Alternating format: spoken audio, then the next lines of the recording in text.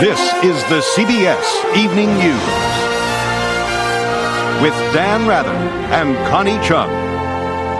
Good evening. Connie is off tonight. It's been a long time since we've had so much encouraging news about the U.S. economy. The latest came today with the government reporting unemployment down to its lowest level in nearly 3 years. And CBS News economics correspondent Ray Brady found still more hopeful signs, some in empty boxes. Jobs. They're opening up in places like this box factory. Jobs that sent the jobless rate hurtling downward, down 0.4% to 6.4%. Unemployment's biggest drop in a decade. We have unemployment down, investment up, no inflation, and low interest rates. We are moving in the right direction.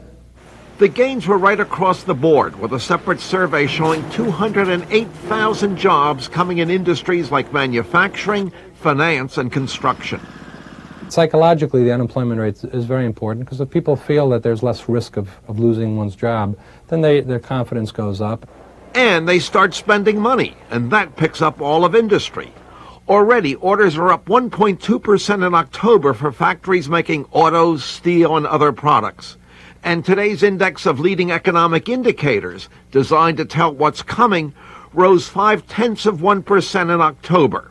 One problem, this time last year the economy picked up only to fizzle out again. And some economists warn a strong pickup could bring back inflation. Even President Clinton seemed cautionary today. Now, we have a long way to go. We still are dealing with stagnant incomes. We are still dealing with the fact that more and more people who lose their jobs lose them permanently and have to find new and different jobs. But when business does pick up, it must first order boxes to ship out its products. So with his business up, box manufacturer Charles Rick feels this may be it. I don't want to jinx myself, but things seem to really be turning around. As far as business picks up, we're going to have to run more shifts, make more product, and in result, hire more people. So those boxes mean jobs, not just here, but at the companies ordering boxes. Ray Brady, CBS News, New York. It was chaos in Colombia today as mourners filled the streets of Medellin for the funeral of Pablo Escobar. Police bullets finally put the world's most notorious drug thug out of business. But the drug trade is still thriving, with traffic as heavy as ever. We have two reports tonight, beginning with correspondent Diana Gonzalez. An angry mob carried away the coffin with Pablo Escobar's body inside. To many who came to pay their last respects, the leader of one of the world's most powerful cocaine cartels was considered a hero. While some in the crowd refused to believe it was actually him, today the DEA confirmed it was Escobar who was killed by Colombian security forces yesterday. He was a symbol of a man that was supposed to be so powerful that he was above the resources of two governments, and that has been proven dramatically incorrect. The U.S. had been after Pablo Escobar for many years, indicting him 3 times in the 1980s in Miami. At the time, it was considered the U.S. corporate headquarters for the Medellin cartel. Today, South Florida continues to be one of the main points of entry for most of the Colombian cocaine smuggled into this country. The supply originates in Colombia and is then sent to transshipment points in neighboring countries. From there, it's smuggled into the U.S. mainly through Florida on the East Coast, California and Texas on the West. To stem the continuing flow of cocaine, the DEA's newest strategy is toppling the leaders of the cartels, the most powerful now headquartered in another Colombian city, Cali. It's going to probably be much more difficult because the Cali cartel is very well entrenched. But no one had the power of Pablo Escobar. His death is hailed as a key psychological victory in the war against drugs and a clear message to other cocaine kings that they are not invincible. Diana Gonzalez, CBS News, Miami. This is Giselle Fernandez in New York, where Pablo Escobar once controlled more than half the cocaine in the city. Few here think his death will have any impact on the drug trade booming on the streets. As long as drugs are made available to people in the street, they don't really care who he was. The Reverend James Allen runs a drug rehabilitation center in Harlem. If you don't believe him, ask the recovering addicts. He was just killed. What difference do you think that will make? No difference. None whatsoever. But when we walk outside, we could walk right around the corner if you chose and get coke. It's available, it's plentiful, you can buy it? Everywhere you go. I don't care, right next door, around the corners. The death of Pablo Escobar only creates a corporate vacancy in the international corporate structure of illicit drug abuse, which will be filled before he's even in the grave. Even before his death, another cartel capitalized on Escobar's troubles and cornered the New York market. And despite police crackdowns and seizures, the supply of powder on the streets remains steady. It's hard to say that the death of one man is going to impact significantly on the multi-billion-dollar trade, but his death, again, I think is symbolic. But not to recovering addicts who say targeting demand is the only answer. You don't go after the dealers. The main thing, you go after the people that are using it and educate them, tell them all the dangers of it. Drug treatment counselors say the nation's current war on drugs just isn't working. One said, instead of targeting the notorious, target the everyday user. Give him a reason not to get high. Giselle Fernandez, CBS News, New York.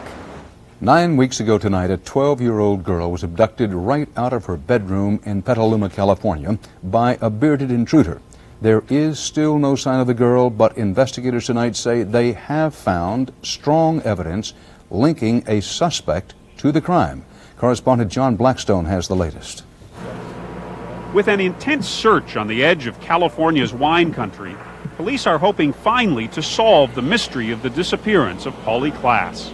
We've got ground searching, we've got dogs up here. We're trying something else that the FBI is flying out from D.C. It's called a ground-penetrating radar system. We're doing everything possible we can. It is in this rural countryside, reports say, that a landowner found clothing and duct tape and other suspicious items. Enough, says Polly's father, to make the police develop their own theory on what happened to his daughter. Which is that this man, on his own, took Polly and had sex with Polly and killed Polly and buried Polly. Well, the time doesn't work. That's not what happened. What did happen? So far, police aren't saying publicly, and report the suspect, Richard Davis, has refused to talk. But there's one revelation about the suspect that has shocked many in Northern California. Little more than an hour after the abduction, he was stopped and questioned by police, but then released. The officers who stopped him had no idea there'd just been a kidnapping. Petaluma police insist the report went out early and properly, and others dropped the ball. Once teletype information is received by law enforcement agencies, it is their responsibility to broadcast this information to their units. But the county sheriff's department had to admit the message was broadcast on the wrong frequency to the deputies who were questioning Davis. All of this original information was going off on Channel 1. These deputies were working on Channel 3. Davis has not been charged with the kidnapping, but reports say the two girls who were with Polly that night have identified him. In Petaluma, those who have been searching for Polly for so long still insist she will be found alive and well. And we're not giving up until we find Polly. And honey, hang on, we're coming to get you. And don't you worry about it. John Blackstone, CBS News, San Francisco. Straight ahead, on tonight's CBS Evening News, President Clinton tries out a new message with a familiar ring. And later in the broadcast, details on why Princess Diana is saying, "I've had enough."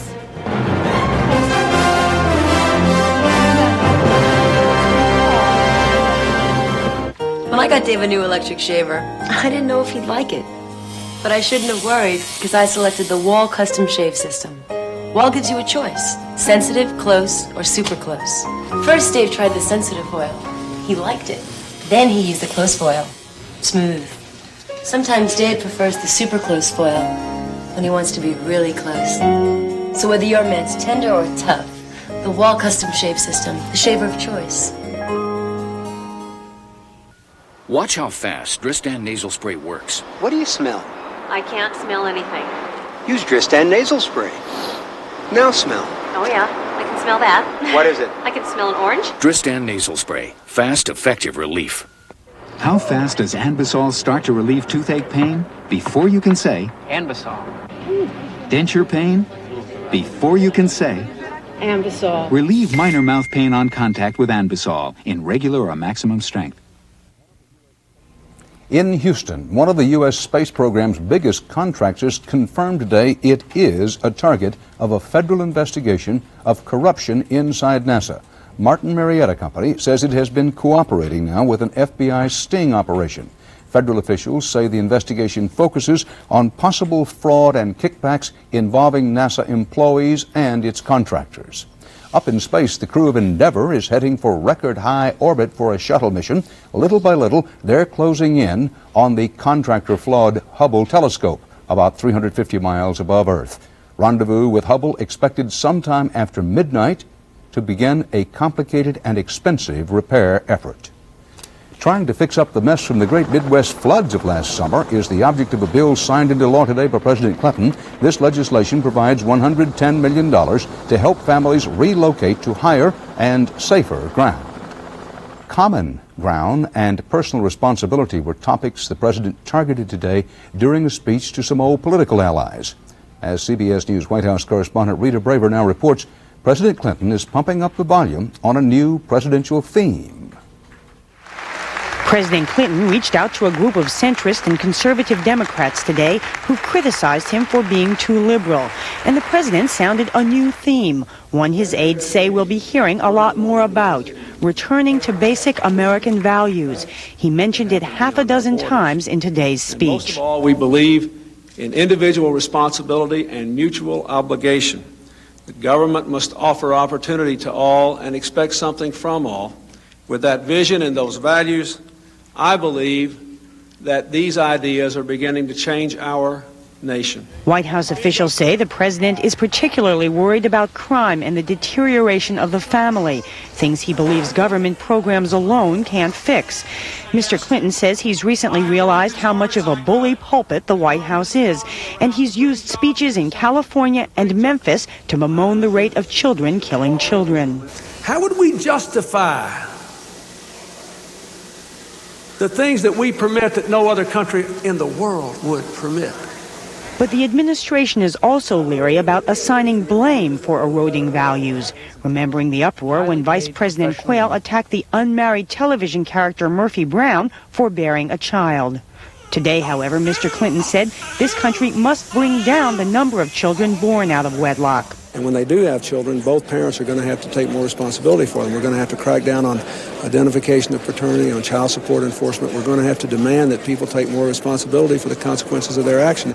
Mr. Clinton's remarks are especially important because the next big issue he'll tackle is welfare reform. The president's idea is to try to use the issue of responsibility to get people off the welfare rolls and into jobs. But still undecided is just how much pressure the administration is willing to exert on longtime welfare recipients. Rita Braver, CBS News at the White House. Stay here with us for much more CBS Evening News, including angry Israeli settlers taking the law into their own hands.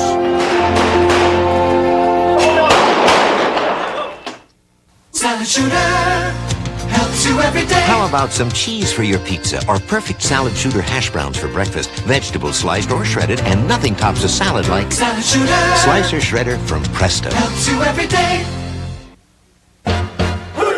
Introducing the new Shell MasterCard from Chemical Bank. With this MasterCard, when you buy something you want, you earn something you need. Free Shell gasoline. With the new Shell MasterCard from Chemical Bank, average drivers could save 10% of their yearly gasoline costs. Use the card just 6 times a year and there's no annual fee. To apply for the Shell MasterCard from Chemical Bank, call 1-800-FREE-GAS. You build a new razor with precision heads to shave below the skin in comfort. And what do you get? Cut a precision groove to help the Norelco lift and cut system shave even closer. And what do you get? Build a razor that shaves closer, smoother than ever before. And what do you get? The new Norelco razors, our closest shave ever. Why not? Now that he switched to Fix-It-Dent, he can go from morning till night and still eat like that. Even in the hottest liquids, when other adhesives stop holding, Fix-It-Dent holds stronger and longer. For the strongest, longest hold, Fix-It-Dent and forget it. L.A. cops? New York cops? No, Yasser Arafat's cops. Are they any match for the rock-throwing kids and the trigger-happy adults on both sides? 60 Minutes, Sunday. A top aide to President Clinton tonight is reporting progress in talks with North Korea over its suspected nuclear weapons program. The senior official said North Korea still has not agreed to allow inspections of its nuclear facilities, but he said there was, quote, modest progress in talks today between U.S. and North Korean officials in New York. A panel of federal judges in Washington ruled today that the special prosecutor's final report on the secret and possibly illegal sale of U.S. military equipment to the Ayatollah Khomeini in Iran during the Reagan years must be made public and soon. Special Prosecutor Lawrence Walsh's report was completed in August, but it's been kept secret. It has not been made public. Some sources now say that it concludes top Reagan White House aides engaged in a cover-up to protect President Reagan from what they believe to be possible impeachment charges over the missiles for the Ayatollah deal. In the Middle East, it's just 10 days until Israel is supposed to turn over part of the occupied territories to the PLO. U.S. Secretary of State Christopher flew to Jerusalem tonight, saying he hopes to advance the peace progress. But today, there was more violence between Arabs and Israelis who'd rather fight. Correspondent Bob Simon reports. The Palestinians had rocks. The settlers had rifles. They went on a rampage. It began when Arabs stoned an Israeli car. The settlers, who've been threatening to take the law into their own hands, did just that. They opened up not only at the stone throwers, but at homes, stores, cars. Israeli soldiers did not intervene. They made some arrests, though, of Palestinians. 4 Arabs were wounded, one seriously with a bullet in the jaw. In the Gaza Strip, Palestinians were parading their weapons, protesting the arrest this week of 3 PLO leaders. It was contrary to the spirit of the negotiations, they claimed, negotiations which, as Secretary Christopher arrived here, seemed to have reached an impasse. The PLO is calling on Christopher to break the stalemate. The Israelis say no. They claim the PLO has deliberately led the talks into a deadlock just to get the Americans involved. Nothing is deadlock. It is all part of the negotiating tactic. The Israelis made one gesture today. They released a Palestinian prisoner who'd served 19 years and 8 months of a 20-year sentence. But the Palestinians want all their prisoners freed by the 13th of December, when the Israeli withdrawal is due to begin, one of many issues on which the two sides are very far apart. The result will be a delay, and the delay will create very negative atmosphere and will make setback in the talks. But the real problems will begin once the withdrawal is underway. Without the Israeli army, for example, will anyone be able to control the Palestinian extremists or the settlers? Bob Simon, CBS News, Tel Aviv. In Germany today, the U.S. military declared the end of an AIDS scare involving tainted blood. The U.S. command said no U.S. citizens received blood from the German company UB Plasma. That company was closed this year and 4 of its officers arrested following reports that it had not properly tested blood supplies. At least 3 German hospital patients were infected with the AIDS virus from blood traced to that company. Still to come on tonight's CBS Evening News, a new look at the suffering of Asians in America. Thousands living dirt poor.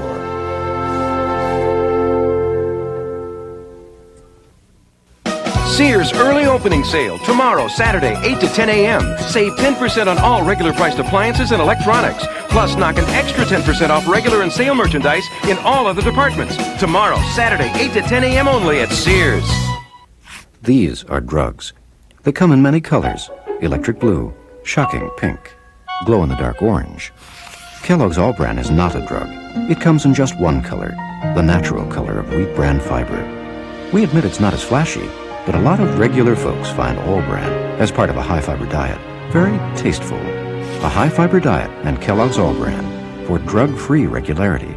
Look for the recipe on the box for delicious All Bran muffins.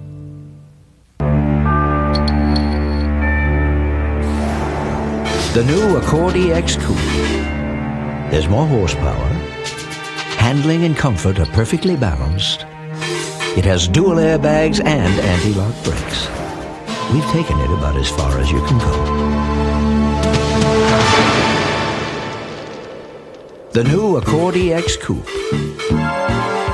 from Honda. Some people get nasal congestion, but if you get sinus congestion, use a sinus spray like Sinex.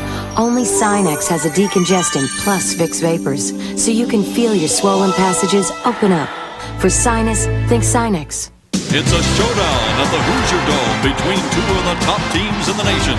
The #1 Kentucky Wildcats battle Indiana, Saturday on CBS.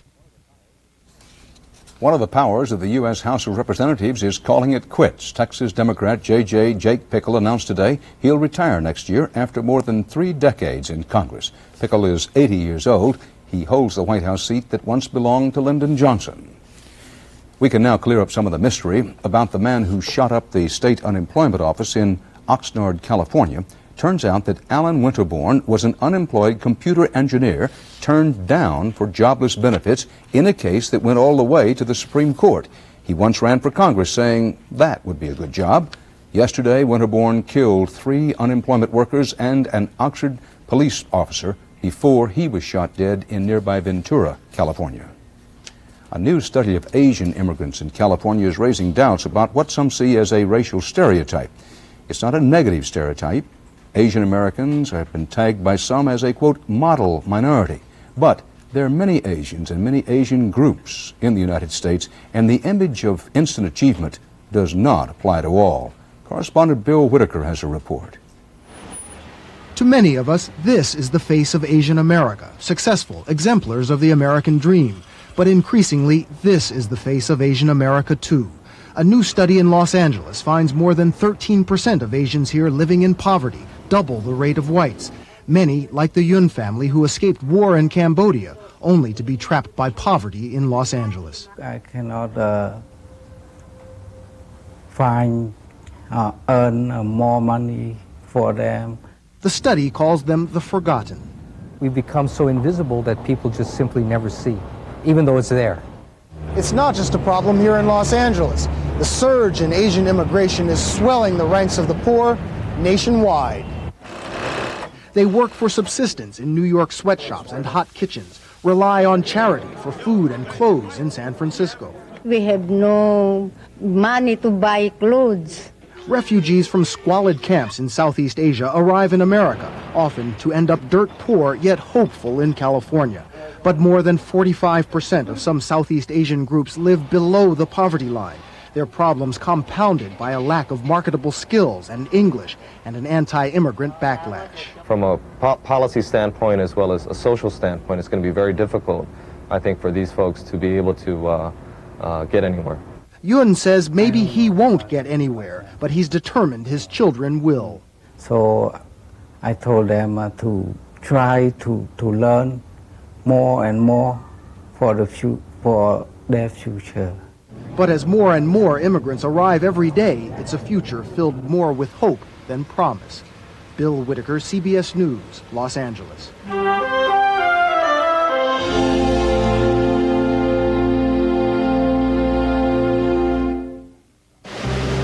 Panasonic presents a unique and highly evolved smooth operator. The new Smooth Operator 2 with float control is the only razor to unite the comfort of twin independent floating heads with the closeness of a warm, wet shave. Don't try this with any plugged-in razor. The new Smooth Operator wet-dry razors from Panasonic, smoother than you ever thought you would be. When I was a kid, Mom was always after me to eat right. And that's what mothers do. Now I'm looking out for her with Ensure. More than a vitamin supplement, Ensure is a delicious drink with all the nutrients adults need to help stay healthy, active, be energetic. Drink Ensure as a meal. Or in between. You know, dear, Ensure is even recommended #1 by doctors as a source of complete, balanced nutrition. Ensure. To your health, Mom. Our health, dear. You're kidding me. Sprint's gonna give me half off the person I call most? Just in time for the holidays. A special offer with the most. Well, they didn't have to do that. It's just Sprint's way of saying happy holidays. They'll split the bill on whoever you call most. Well, see, now I feel bad. I didn't get them anything. Why don't you just give them a call? Call before December 31st and save 50% with Sprint's calling plan, the most. Every night during trout season, Ed Russell ties some of the best flies ever seen on Pinecrest Lake. But sometimes his arthritis pain can make it tough to sleep. That's when his wife Ann gives him Tylenol PM gel caps. Unlike ordinary pain relievers, it has extra strength Tylenol pain reliever, plus a gentle ingredient to help him sleep. Which is good news for Ed, but not for the trout population of Pinecrest Lake. Tylenol PM, it puts arthritis pain to rest. Now about the Princess and publicity. Even after her separation from Prince Charles, the Princess of Wales is still the most popular and visible member of Britain's royal family. But today, Princess Diana stunned her legion of admirers and followers, officially washing her hands of public life. She plans, she says, to cut back her schedule and look for what she is calling a more suitable way of life. Correspondent Mark Phillips has the story from London. A determined-looking princess arrived to face yet another wall of photographers. A pensive-looking princess waded through yet another charity event. An anxious-looking princess swallowed hard before making perhaps the most difficult speech of her life. And then, fighting to retain her composure, Diana, Princess of Wales, estranged wife and mother of future kings, announced that it had all become too much. When I started my public life 12 years ago, I understood the media might be interested in what I did, but I was not aware of how overwhelming that attention would become, nor the extent to which it would affect both my public duties and my personal life in a manner that's been hard to bear. A year, almost to the day, since she had separated from Prince Charles, Diana proclaimed her virtual withdrawal from her public royal life. Now, leave me alone, she was saying. Leave me alone to deal with the trauma of the world's most public marriage breakup. Leave me alone when I'm trying to get away from it all on the beach. And above all, leave me alone in the gym. It was the recent publication of these secretly taken photos that pushed her over the edge. And a sympathetic public agreed. I do feel sorry for her because she's under a lot of scrutiny at the moment. I think you lot should leave her alone, actually. Oh, poor girl. I'm sorry for her. I quite like the Princess of Wales. I think it's a great shame. She's the smartest woman around. There was a time when persecuted royals might fear imprisonment or even worse here in the Tower of London.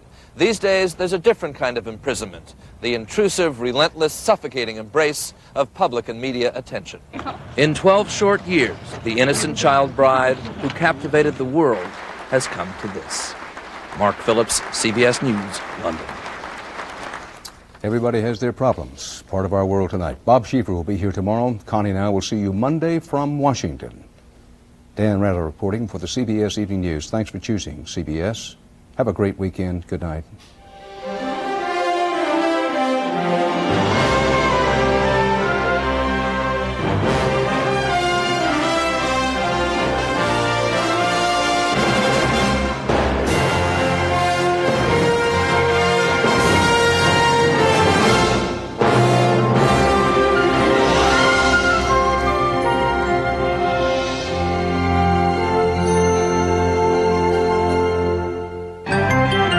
Experience CBS News.